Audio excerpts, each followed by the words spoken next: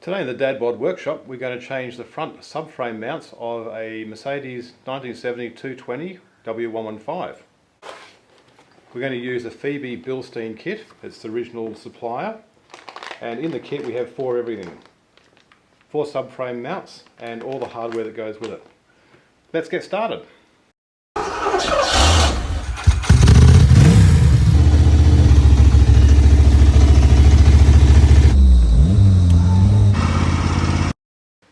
First things first, we need to remove the front wheels on both sides.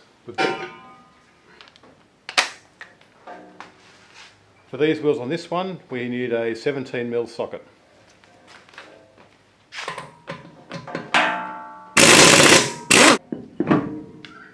Next we remove the brake calipers with a 19mm socket.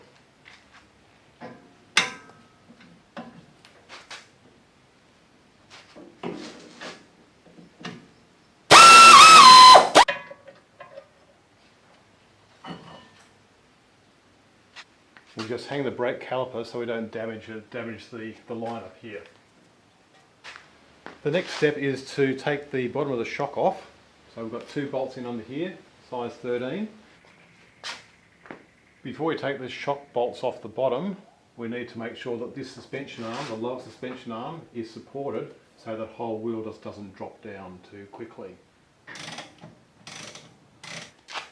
We'll just lower that hub down very gently and we'll make sure that the brake cable isn't damaged at all as it's coming down.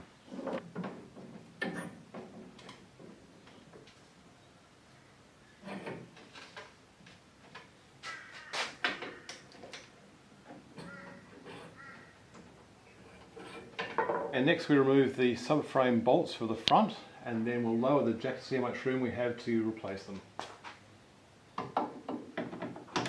There's a 15mm socket we need for this.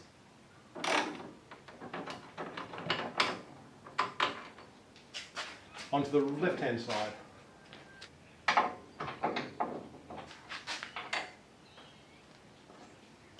We'll lower the jack now and see how much room we have once the subframe is lowered to get the old bushings out. You can see up in here there's about this much gap in the mounts. We'll have to probably use a crowbar to separate that a bit more to be able to get that lower rubber out. Okay, here we are. The mounts are quite loose. We'll just tap them out with a screwdriver and a mallet. We'll just loosen them out a bit.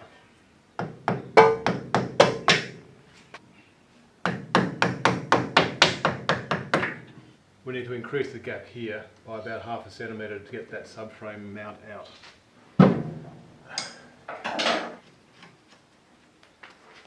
That's the right hand one out.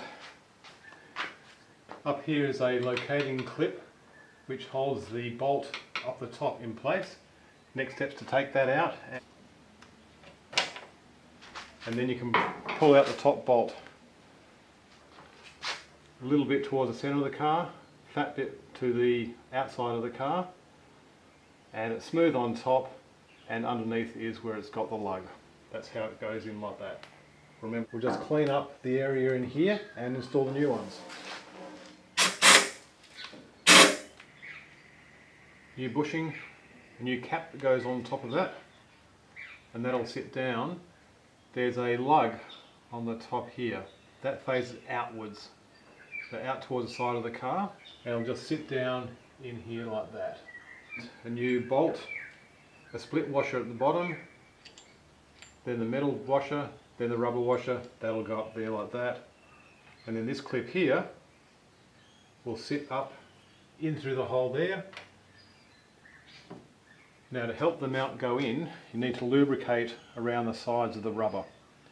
You can't use oil or a silicone based lubricant because it's got to be able to sit down neatly.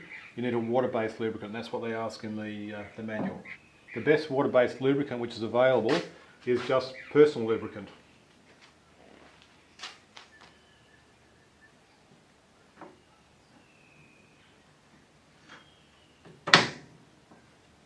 We'll just separate the subframe from the chassis a bit and that will just drop in.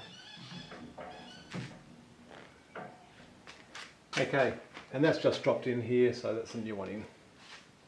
Next step, we'll put the retaining screw and retaining clip up through the top. And we'll drop the other side in as well.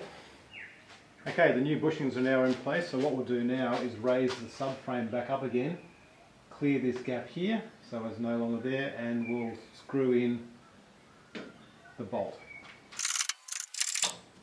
We want to make sure the gap up through here is totally gone, so it locates the pins more easily. We'll torque this up to 45 Newton meters once the other pin's in the other side. Okay, that's the front subframe done. And now we're going to focus on these rear ones. So we'll jack it up under the subframe at the rear and take the weight, then we'll take the bolts out and lower it down and take the bushings out. That's the front of the subframe, that's where we jacked up before. This here is the rear of the subframe. So let's undo those ones now. 15mm spanner.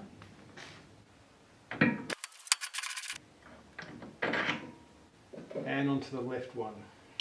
Okay, we'll now lower the subframe very gently. We'll keep an eye also on the brake hoses to make sure they don't get pulled.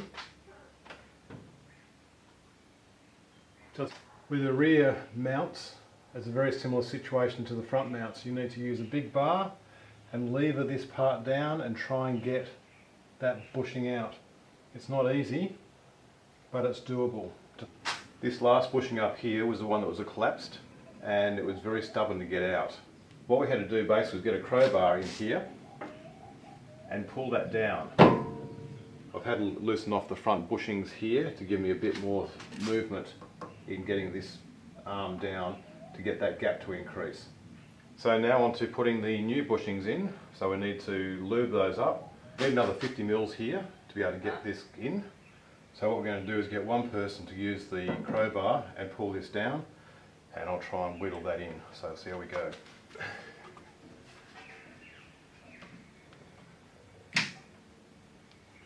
Both rear bushings are in now. To be able to get them in, I had to drop this pin from the right hand front bushing out totally. I had to loosen this pin probably about 1 centimetre on the left hand front, drop the whole subframe down here, and that gave me enough room with a crowbar to get the rear bushing in. So they're in now. Now we have to get this pumped right back up so we can align the pins for both sides, get those in, and then take this jack, pump it up, and for the rear to line those and then get those in as well.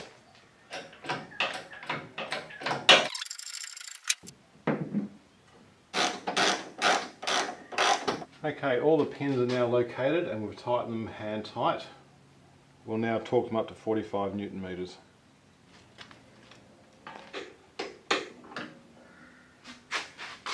Okay, that's all the bushings in. What we need to do now is relocate the shock absorber. So there's 2 bolts coming down from the bottom of it. We need to jack up the suspension just to realign those and then tighten them up. Okay, the bolts are poking through now, so we just put the nuts on and we tighten those up to 20 Newton meters. Okay, next is the brakes. Don't forget to put the retainer clip back on as well. Okay, the brake bolts are in. We just tighten those up now and then we torque them up to 115 Newton meters.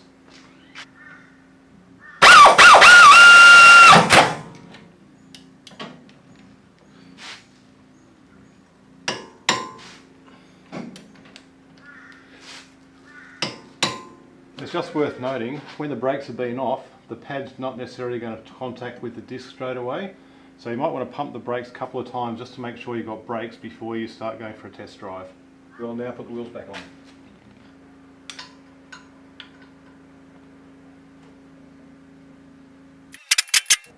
And we'll just tighten these up to 110 Newton meters. Usually when I do these, it's always in a cross pattern. I hit the 110, I get clicks for 110 Newton meters, then I go and count 5 more clicks to make sure, just to double check that they're all done. 5. We're all done. We'll take it for a drive.